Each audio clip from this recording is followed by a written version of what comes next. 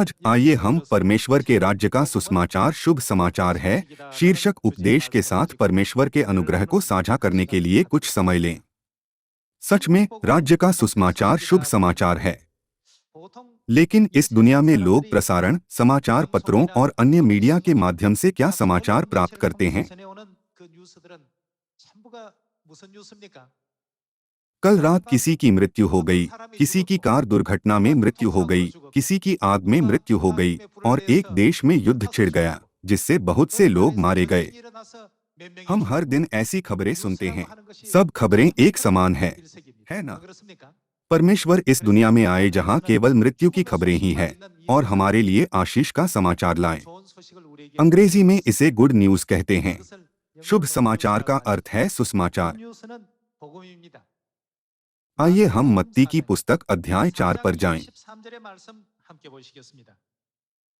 आइए हम अध्याय 4 आयत 23 पर एक नजर डालें। यीशु सारे गलील में फिरता हुआ उनके आराधनालयों में उपदेश करता और क्या प्रचार करता और राज्य का सुसमाचार प्रचार करता और लोगों की हर प्रकार की बीमारी और दुर्बलता को दूर करता रहा। परमेश्वर इस पृथ्वी पर आए जो अंधकार और मृत्यु से भरी दुनिया है और हमारे लिए स्वर्ग के राज्य का सुसमाचार, परमेश्वर के राज्य का सुंदर समाचार लेकर आए। यह समाचार अच्छा समाचार है। बाइबल में इस समाचार को सुसमाचार कहा जाता है और अंग्रेजी में इसे गुड न्यूज कहा जाता है।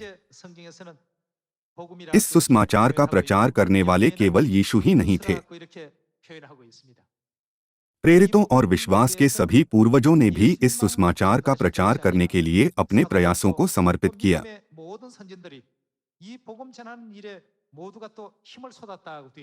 आइए हम रोमियो अध्याय 1 आयत 14 पर एक नजर डालें। मैं यूनानियों और अन्य भाषियों का और बुद्धिमानों और निर्बुद्धियों का कर्जदार हूँ।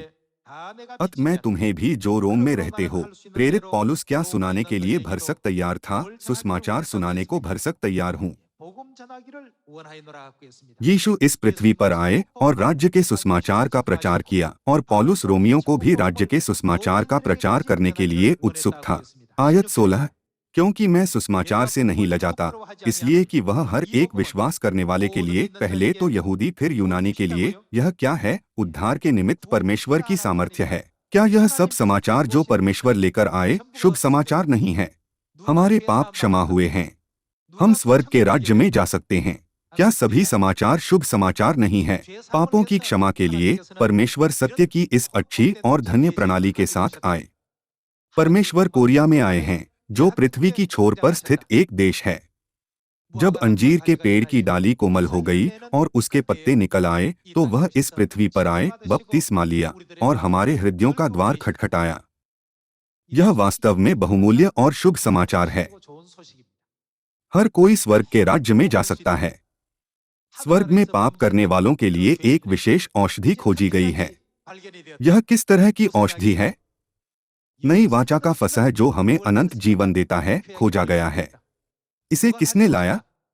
इसकी स्थापना किसने की? दूसरी बार आने वाले मसीह आन सांग होंग और नई यरूशलेम स्वर्गीय माता अपनी संतानों को बचाने के लिए इस शक्तिशाली औषधि को लेकर आए। यह समाचार बाइबल की सभी 66 पुस्तकों में निहित है। इस प्रकार कौन इस सुसमाचार को पहुंचाना चाहता था? प्रेरित पौलुस इसे पहुंचाना चाहता था। साथ ही बाइबल में लिखा है कि यीशु के इस पृथ्वी पर आने का कारण एक नगर से दूसरे नगर में सुसमाचार का प्रचार करना था।